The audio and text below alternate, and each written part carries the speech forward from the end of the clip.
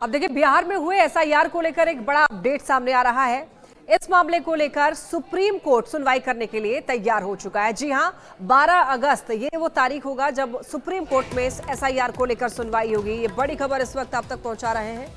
सुनवाई के लिए तैयार हो चुका है सुप्रीम कोर्ट। याचिकाकर्ता एनजीओ एडीआर की अर्जी, मुख्य सुनवाई से पहले अर्जी पर सुनवाई होगी।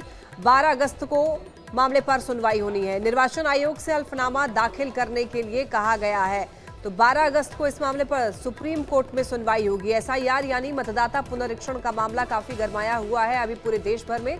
बिहार में हुए एसआईआर को लेकर ये मामला जो है तूल पकड़ता जा रहा है। मामला अब कोर्ट तक पहुंच चुका है। सुप्रीम कोर्ट में इस मामले को लेकर सुनवाई होगी। ज्यादा जानकारी देंगे न्यूज 18 संवाददाता शंकर आनंद हमारे साथ जुड़ रहे हैं। शंकर, एक अपडेट ये मिल रही है कि सुनवाई जो है सुप्रीम कोर्ट में होगी। सुप्रीम कोर्ट तैयार हो गया, एक बार पूरी जानकारी दीजिए।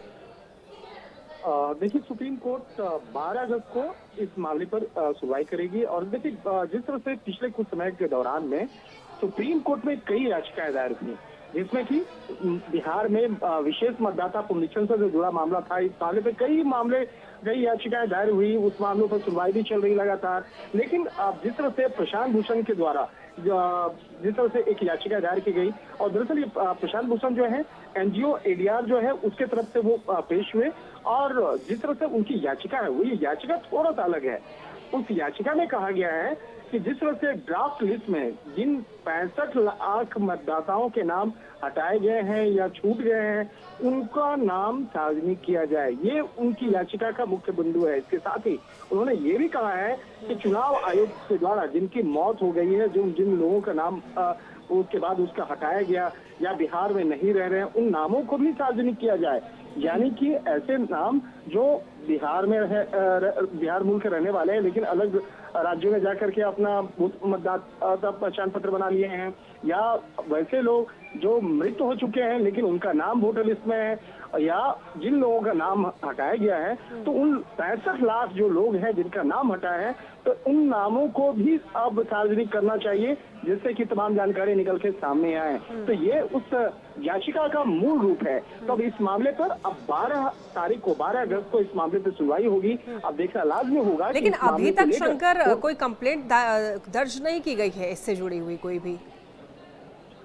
देखिए, ये मामला जो है मामला दर्ज होने के लिए ये थाना पुलिस का मामला नहीं है।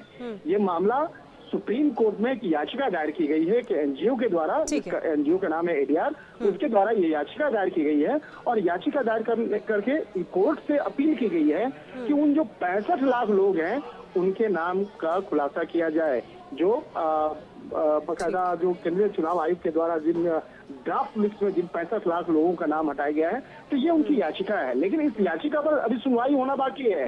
उस याचिका पर तमाम दलीलों को पहले कोर्ट सुनेगी, उसके बाद कोर्ट देखेगी क्या उस नामों को सार्वजनिक करना चाहिए या नहीं करना है, ये सुप्रीम कोर्ट तय करेगा। और इसके लिए 12 अगस्त की तारीख मुकर्रर की गई है। तो देखना लाजमी होगा कि 12 अगस्त को किस तरह से इस मामले पर तमाम सुनवाई होती है, और सुनवाई के दौरान में किस तरह से इन तमाम दलीलों को कोर्ट के सामने रखा जाएगा। बिल्कुल शंकर, 12 अगस्त का जो दिन है काफी अहम रहने वाला है। बहुत धन्यवाद आपका इन तमाम जानकारियों के लिए।